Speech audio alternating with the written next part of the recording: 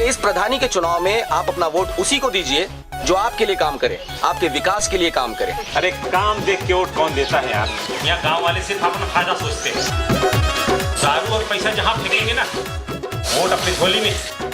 देख रहे हैं ना बाबू, मतगणना कितना उछल रहा है।